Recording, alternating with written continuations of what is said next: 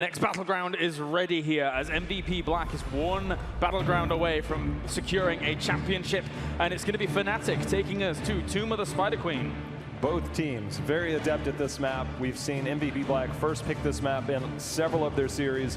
Fnatic no slouch on this. Very contrasting styles on this. We see a lot of chromey play from Fnatic. We see all over the place with MVP Black in terms of what they want to run, everything from Tracer. Both teams have very similar drafts, I think, on this map at the core. But it's going to be fireworks on this map. MVP one game away from claiming that trophy and the $500,000 that lay before them. Unless Fnatic can stop it. We're going into game number 4 here. Tomb of the Spider Queen, where Fnatic, in essence, built their legacy in Heroes of the Storm. Let's get it gone. Very excited to see how this pans out. They are as close as they've ever been to a BlizzCon title. 3 years of this team, MVP Black. They've won so many tournaments, but not this one, not the most prestigious. And as we head into this, the big question is obviously going to be, will we see chromey come into play? As that was one of the big factors in the series with Ballistics that Fnatic brought out here. So let's see if that wild card pick is going to come into play. Now, one thing to remember is, you know, MVP Black fans will be rejoicing here, looking back at the last 3 games, recognizing that the only victory thus far for Fnatic was against the Specialist Triple Warrior single support comp. It looks like an experimental composition at this level by MVP Black, and they won the 2 other games. Right now, Black the big favorite to win this grand finals, and Fnatic is probably feeling the heavy pressure alongside with their fans here in the crowd and at home. The Greymane is a heavy priority for Quacknix a lot of times. He does really well. It's probably his best hero, right up there with kind of his fall stat, but more meta right now is the Greymane. It almost feels like they're kind of daring them to go into the Vala style.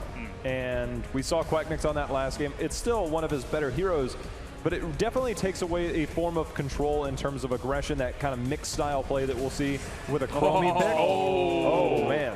All right, so what does this mean? Stitches, hook, gorge, portal, hook, reel, and sinker. The abduction combination, the kidnap combo. Stitches, gorge, through the portal, massive displacement. And this was a map where you have the forts up for a lot longer than other maps, so you have the fort up long enough to where, and oftentimes walls too, where you can actually get so much of that, whereas on other maps, if those fall down, you don't have really those zones to actually portal behind there. With the gorge, this is a very risky composition, it's a very all-in, but we very rarely see this in Korea, so I think this is a go-to by Fnatic basically saying, okay, we have this style really well fleshed out, and you won't necessarily know how to deal with it. I will take the 3 Rice Krispie Squares if the next ban from MVP Black is Kel'Thas. Really? Yeah, I mean, we've seen Dignitas and Fnatic run that, right? As a follow-up damage with the Gravity Lapse, as one of the few ranged assassins who actually possesses a stun in their base kit. The others being, I guess, if you count Tyrande, Raynor, maybe 1 or 2 others, Vala, Rain of Vengeance, but Kel'Thas in his base kit, in his base ability. So that could be, that could very well be.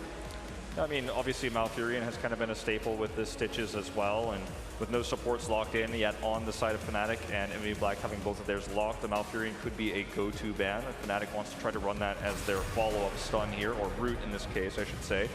Let's see if Black wants to go to that. I like the Muradin ban a lot because we've seen Muradin obviously rise in this tournament. Although with MVP Black not picking that, opting for the Rhaegar Tassadar, that shows me that they've got something up their sleeve as well. That's one of the combos that we see in here.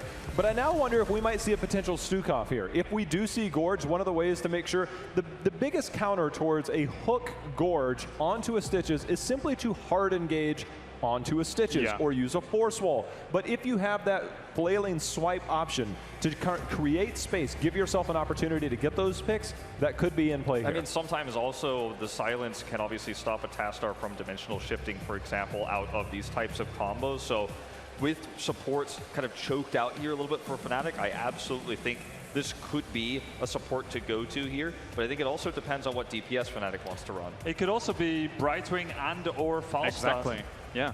We did see them run that card. It's not exactly the most amazing comp, for this map. Yes, exactly. But it's still got a lot of power. We saw it being able to secure kills on heroes that you don't normally see being secured after that combo. I wouldn't be surprised, by the way, if we also just get the fall stat again. Instead, we get a Quacknix Genji, because I'm pretty sure that will be, obviously, or excuse me, Quacknix Genji, Schweppy going to be on the Medivh. Yeah. Right, so we only don't have the support yet. MVP Black already has 2, so this is the safest one to save till later. Yeah, I mean, Brightwing is very strong here still, and I think that Uther is also a great pick. Uther has the follow-up stun for Stitches. You have the ability to empower those Dragon Blades.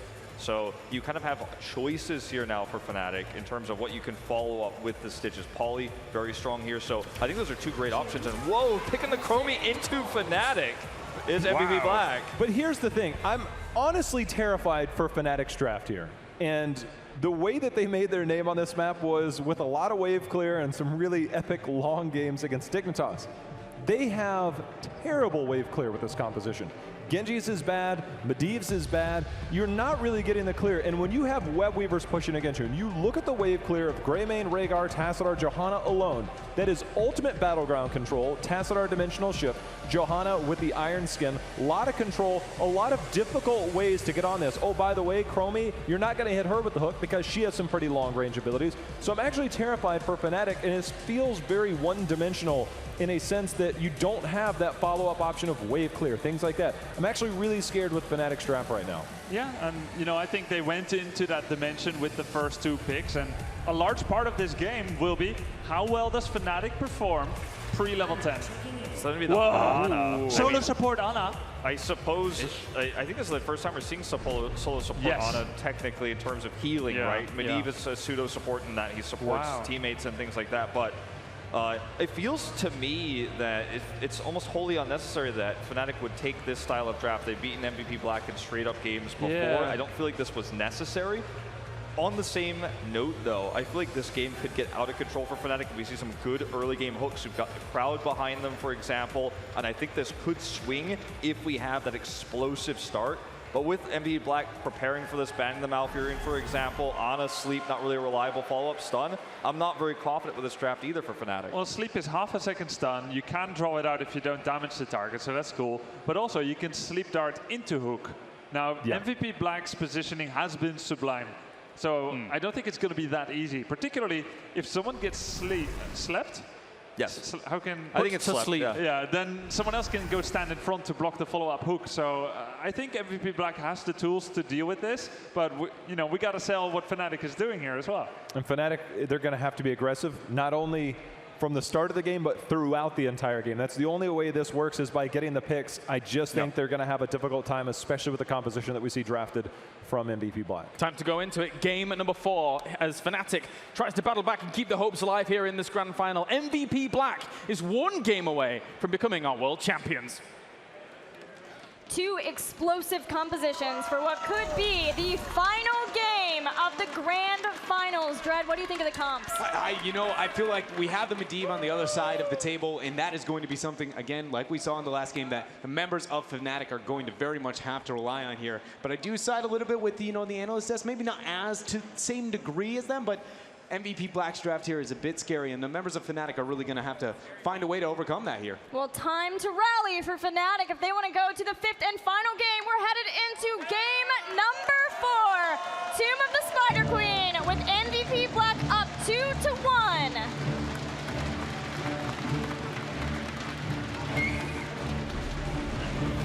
They need all of your cheers here in North America, because they're 1 game away from getting knocked out. It is Fnatic in the blue, where we have Breeze on Stitches. Genji, played by Quacknix. Dahaka will be played by Wubby. Medivh will be played by Schwimpy. And as always on support, Smex on Ana.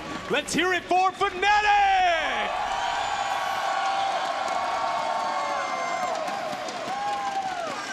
Their opponents in the red, 1 game away from the championship. They've always dreamed of Sake playing Tassadar, Reset on Chromie, Tist on Johanna. We've got Kyocha playing Rhaegar, and finally Rich on his Greymane. Give it up for MVP Black!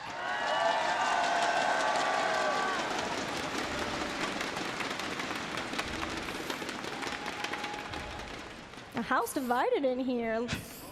Torn. Laning situation for the members of MVP Black, mirroring that of the feel here of the crowd, going with a 2-1-2 to be able to deal with the scary rotations that the members of Fnatic provide here with the Stitches threat, the Medivh rotation threat, and more importantly, that Sleep Dart kill opportunity available here. I do appreciate the laning situation, though. It's going to really pull away from the dominant laning phase you would assume Fnatic may be aiming for here on a map like Toon.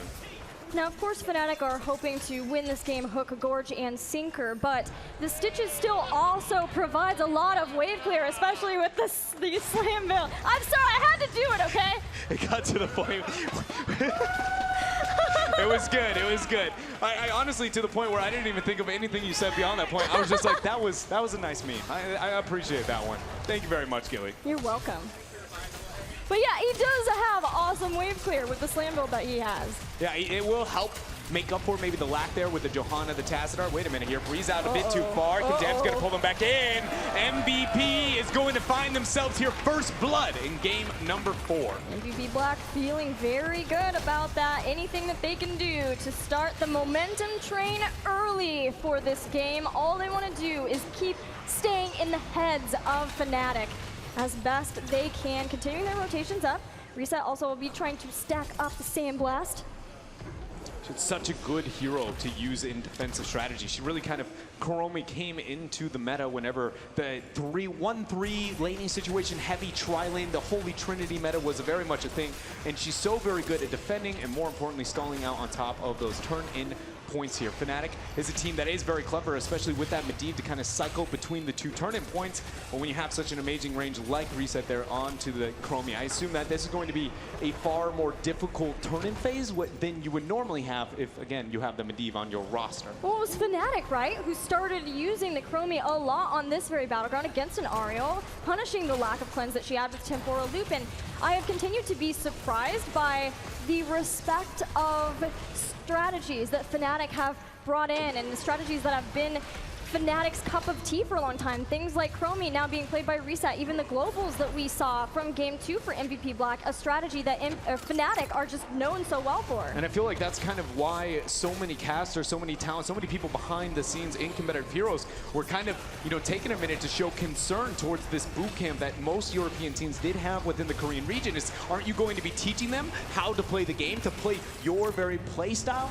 And I don't think that that is the reasoning we see that adjustment here from Korea and MVP Black, but it is why everybody was so concerned. You never want to teach your opponent. If you think you're better, you never want to give them the, you know, the top tier strats. No, but when we talked to the European teams, they felt like that wasn't the case with the boot camps, that the MVP Black and the rest of the Korean teams, nice helping hand there, were the better meta at the time. They had the stronger meta, and that helped Fnatic and the rest of the European teams be able to adapt to that, or at least know what was coming their way. But here still, MVP Black is such a force to be reckoned with. They've only lost one game. That was the one game, though, to Fnatic. So Fnatic can do this. They can try to tie it up and take us to game 5. And again, the creative laning situation that MVP Black has developed here with this 2-1-2, it is very difficult for Fnatic to really take a minute to figure out how to keep up with the transitions, either the pressure that they are applying between mid and top or the turn-in. They're just seconds behind the transitions of MVP Black.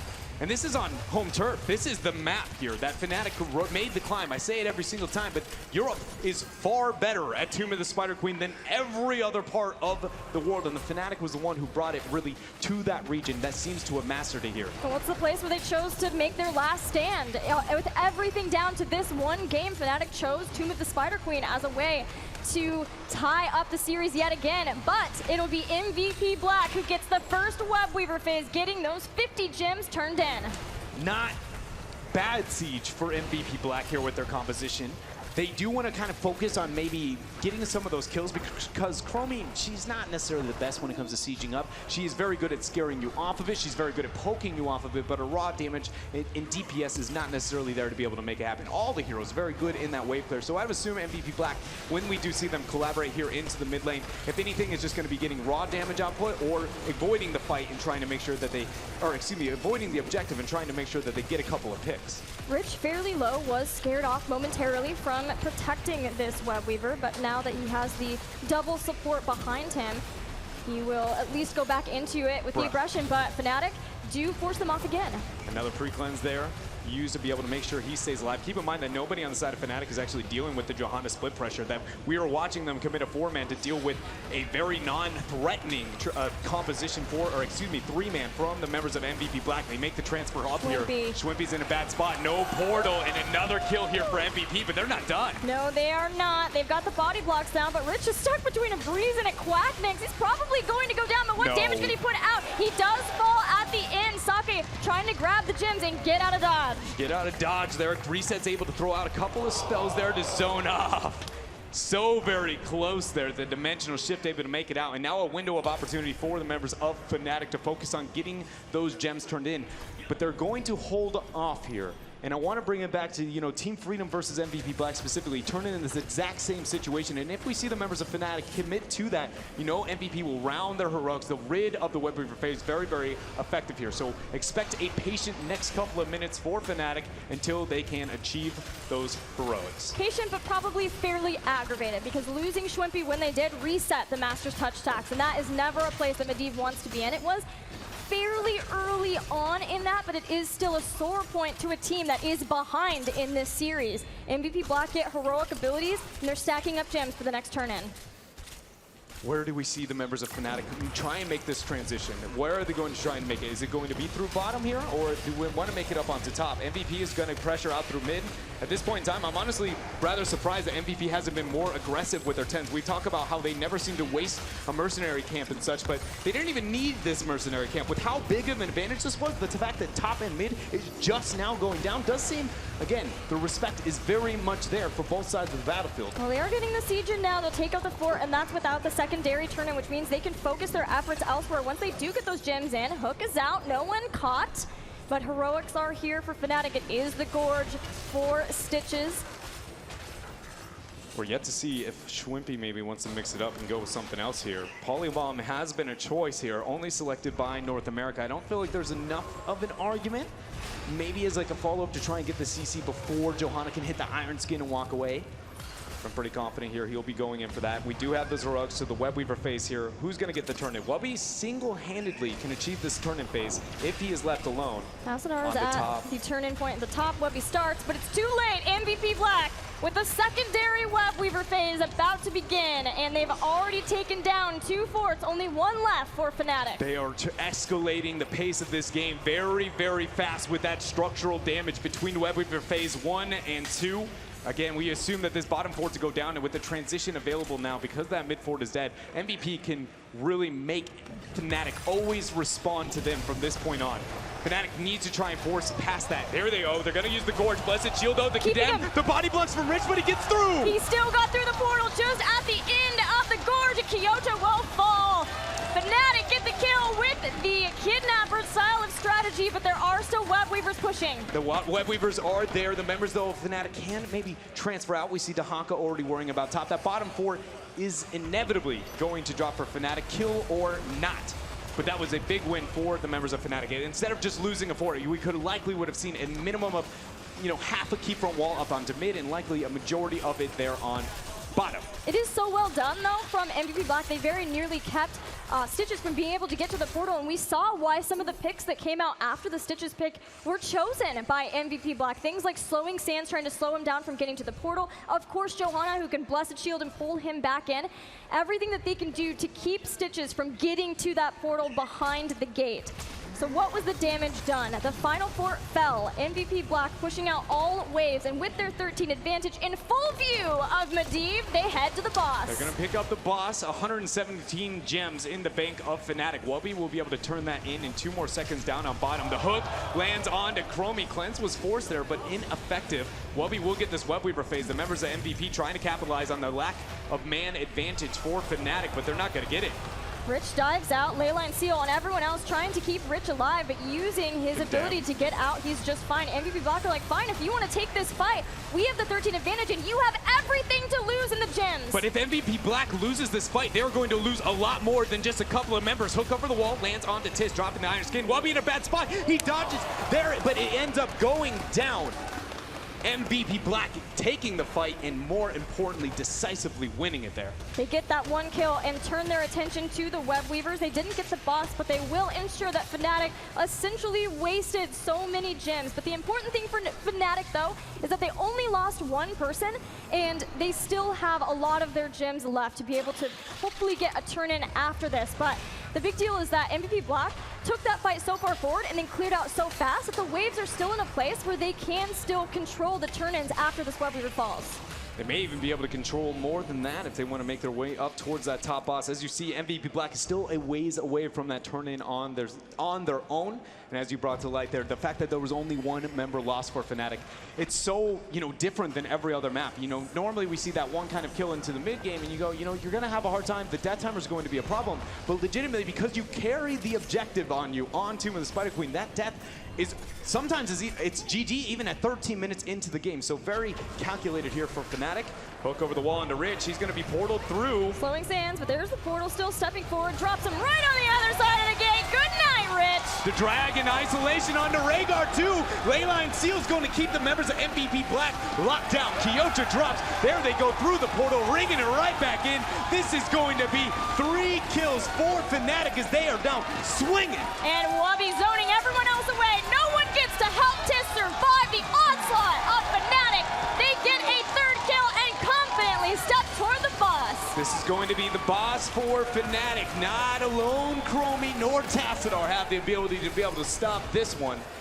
Fnatic then can back this with a major Web Weaver phase. I really appreciate the fact that they're willing to drop Wubby back here. It tells that they are looking far more into the future and what they're going to make happen here with the Web Weaver phase. But on the note of the future, there is still a major problem. Experience is heavily in favor of MVP Black, and this window of power spike for Fnatic is coming at the same time that MVP Black is hitting what most consider an unwinnable trade. It's 16 into 50. Yeah, Fnatic will have to play cautiously around this point. They absolutely need to get the siege going with this Web Weaver phase and with the boss.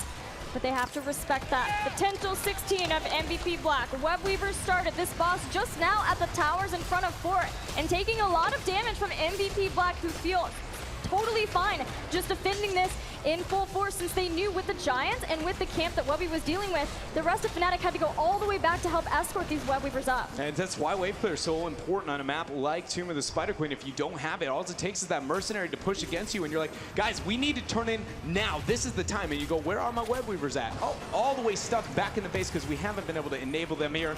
But Fnatic is now ready to siege up into the mid lane with their very, very powerful late game Web Weavers. Batiste trying to force this pre-16. They have the 16 talents here. Members of Fnatic might have to force the ley line. Blessed Shield goes in. There is a Gorge target inside the belly of Breeze. He'll come out and take damage from the Swift Strike. He lives! Barely gets away. Ancestor healing him back up. And now the members of MVP are looking to turn it. Another portal is allowing Fnatic to get the full retreat. They will be able to pick up the 16s, but it does mean that a lot of another gem phase, another Web Weaver phase for Fnatic just leaves all structures up. We have not seen a single fort go down on the side of MVP Black. Yeah, there's been so much give and take for what Fnatic, the composition they're playing is. They put down the portal just trying to get anything, a drag from Wubby, a hook from Breeze, but MVP Black are avoiding that and still control this battleground, even though Fnatic has had some momentum in this game, in Game 4 on Tomb. Breeze is getting stuck in the slowing sands. It's going to force a very easy portal there. 7 more seconds towards the Gorge opportunity to even be a thing. Damage onto Smex there. Tis trying to get the Condemn in. Can he make it out? Rich goes for the throw, but he gets Gorge. He is Gorge, and he is way deep in the base. Blessed Shield gets Rich back out in time. Breeze still taking a lot of damage. Johanna goes down, but so does Breeze. That's a 1-for-1. Reset seems to be making it rain there from above and able to get that damage out, but Fnatic is not letting up. It's so amazing to watch these teams. When the first person dies, they just wait until you go a little bit too aggressive and immediately fight back, be able to get the turn here. Fnatic has done an amazing job of holding on to their gems. They are still in a fine position to be able to try and somehow turn this game around. I say that after what feels like 2 wasted Web Weaver phases. But MVP is still winning into the experience avenue. More importantly, they're winning in the structure avenue. Every Web Weaver phase is more valuable for them than Fnatic's. And they now are grounding what is going to be a potential next Web Weaver phase. Fnatic has not been able to force really any fight whatsoever outside of this Gorge hook combo, and every single time outside of the very first one, it seems like Fnatic, or excuse me, MVP Black is just getting better and better at dealing with this strategy. Even if they don't deal with it, it's just one that's lost. And because there was such a lead for MVP Black, they're able to just maintain the lead that they have had. But hopefully for Fnatic, now that they have Leyline Seal and they can be out on the battleground a bit more, maybe start to get some of those gems dropped off so they're not as afraid to get into the engagements. They can do some things more like with a Leyline Seal. I wanted to point out that Fnatic, we see now why Ana was chosen with this strategy, as we've seen Nano Boost be used on Stitches so that he has the cooldown of hook up faster so that they can rely on Breeze to make the plays for the team.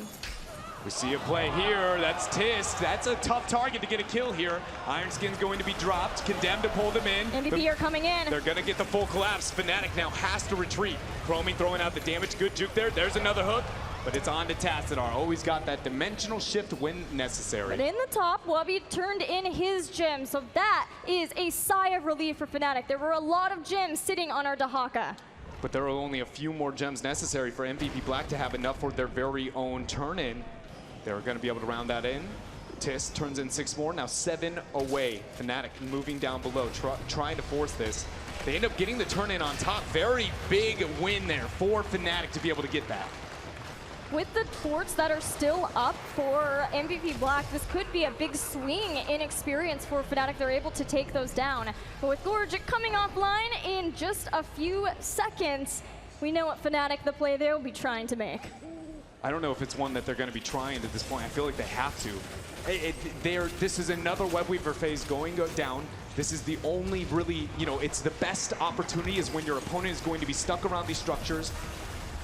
And we've seen it over and over again. It's just finding a way to make it to where MVP Black can't get the response that they've been able to over the last few times. Even so much so that MVP Black, they're just not even going to risk it as an option. Maybe try and force their own hand here by taking this fight. Yeah, Tis loves being able to keep control of Breeze because as long as he's doing that, his team is safe from Breeze and the way that Fnatic wants to engage. One Web Weaver down. Top getting closer and closer to the keep structures of MVP Black. But Fnatic has taken an experience lead for, I believe, the first time in this game. Fnatic also has enough gems to get another turn-in phase. They've done, again, so well at collecting themselves and making sure that they do not lose enough gems if MVP Black is successful with these skirmishes. Bottom Web Weaver is still alive, but I wouldn't put too much concern into it, as we do know the boss will be up very, very soon after these Web Weavers go down, and that might be the beginning of the end for these teams, whoever manages to pick that up for himself. There he is in all his glory. Fnatic just about to 20. Do we get Hungry Hungry Stitches? I can't tell if that would be a better or worse approach to it, because then you essentially are going for more than one kill by isolating together. Maybe you can go with like a ley line and then you just spit all the rest of the members out and you throw it out immediately after. We'll find out here for Fnatic as they're trying to get this turn in.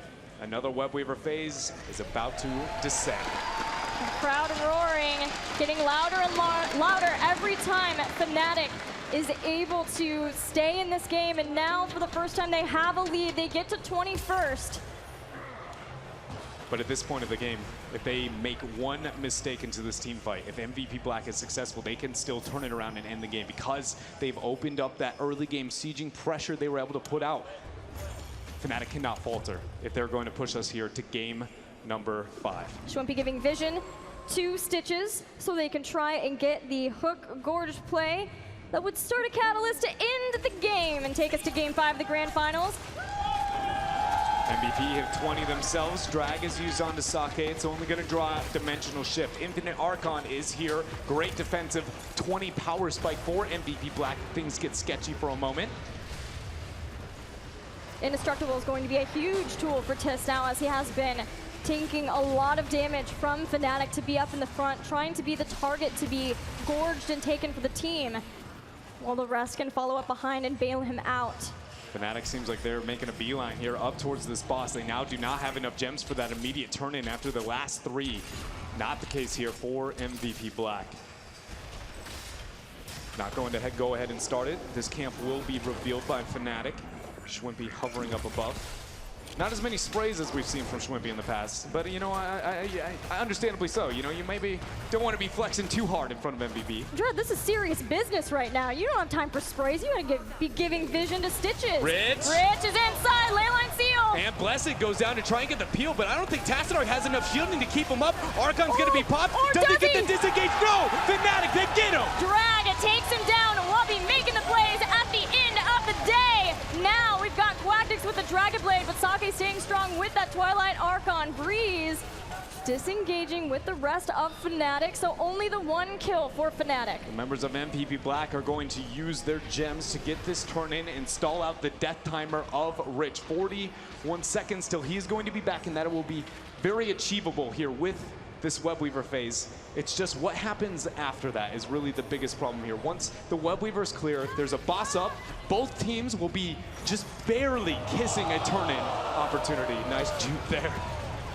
Everything goes down. Portal, no. We've got slowing sands, we've got time trap. Don't follow me. Don't mess with the Chromie. So as this stalls out here, the members of Fnatic just clearing them as quick as they possibly can. It's such a great defensive strategy from the side of MVP Black. It does feel a bit painful as they put so much time and effort into the Web Weaver phase. They're even going to poke out here, not let this be a free clear, even though Rich has just spawned back in the base. Fnatic knows that this is not an even trade by any means. Time trap, but the Force of Will trying to save Schwimpy from a lot of the reset damage. Schwimpy very understanding of just how much damage a Chromie can shell out, being a Chromie player himself. Gilly, Well, they're Weaver's a almost gun. tied. They're almost tied in gems at this point. It's just who, do you defend the boss? Do you defend the turn-in? This is going to be very, very close. The decision-making, specifically with Tassadar, his ability to reveal and defend is huge because he's one of the best here in this game. Wait a minute, though. Breeze out a bit too Look at far for Tist. the hook. Look at Tist. He's got the flank now going after Breeze. After that, too, not Blessed. allowing this play to start happening. Rich is dragged away, goes in with the cleanse. Condemn interrupts the It's brush not stun. There he goes. He's got the passive. He's got the heal. He buys a bit of time. Force of Will, the portal. Kyoto's trying to chase down Schwimpy. Ley line is out. The Schwimpy, minions! The minions! The Bruisers take him out. For The reset reset. goes down, too. It's a 1-for-1. It's a 1-for-1, but enough gems available for the members of Fnatic if they want to try and force this. Reset, or excuse me, MVP Black doesn't care though. They're going to try and get this invade. Quacktix goes in trying to scare them off, but unable to do so. They're going to pick up the night camp. And where does Fnatic try and force this? They're getting pressure again. Tist gets a nice condemn. Archon's going to be used. Infinite Archon, keep in mind. Breeze is in a bad spot. The body blocks. Look at these body blocks. Tist on top of Breeze has to use Hardened Shield. They don't care. MVP Black doesn't care. They take out Stitches. 63 seconds without the frontliner, the primary frontliner of Fnatic. And Sake's going to be able to keep that Archon alive, but beyond this keep, they are going to go here towards the core. They are going for the core. They take out Smexy. This might just be an MVP Black getting on the core. They have wanted this for so long as they continue to bring it down 50% and falling. BlizzCon, your world champions, MVP Black!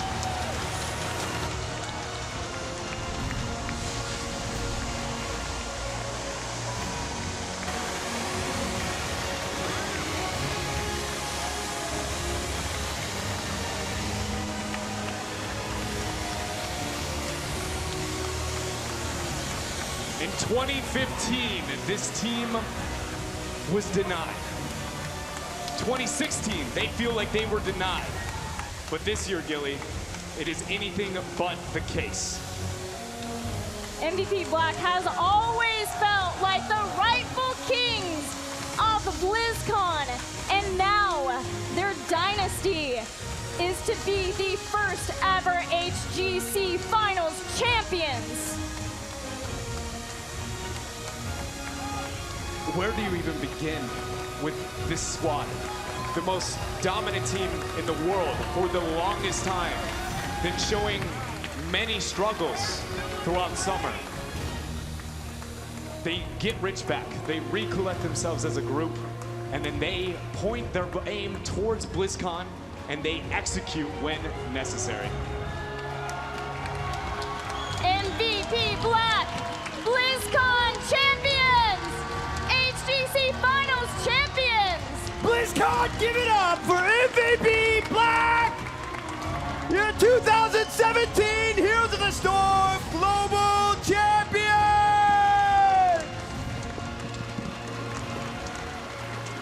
And now, please help me welcome to the stage Heroes of the Storm Game Director Alan DeBeery and Heroes of the Storm Esports Lead Sam Braithwaite.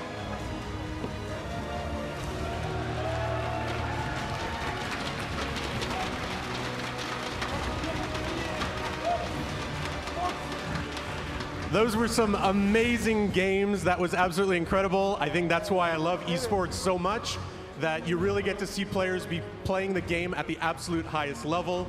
I think the dream is that if I keep watching enough of these games, one day I'll play like Rich, but I don't think that's been happening so far. But actually, first off, I want to congratulate Fnatic for the amazing run that they had through this tournament.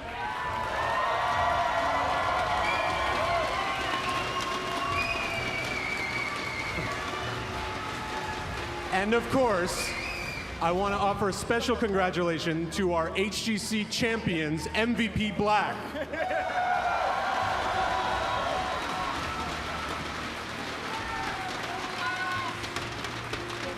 And finally, I think that this was a fantastic ending to our first HGC season, and I'm incredibly excited for next year with all the improvements that are coming in both HGC and the game. Thank you.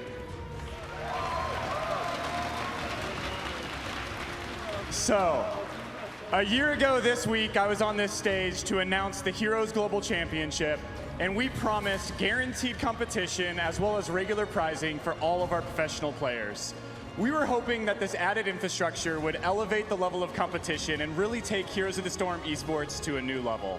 I would like to take a moment real quick to just give a shout out and a thanks and a round of applause to all the teams and players at home that have spent the last year training, hoping to be here, hoping to be lifting this trophy on the stage. So let's give it up for everybody else. Now, MVP Black. This has been a long time coming, and it is my honor to say that you guys are going to go down in the history books of Heroes of the Storm esports. And it is my pleasure to congratulate you as the first and only HGC champions. Let's give it up one more time for MVP Black.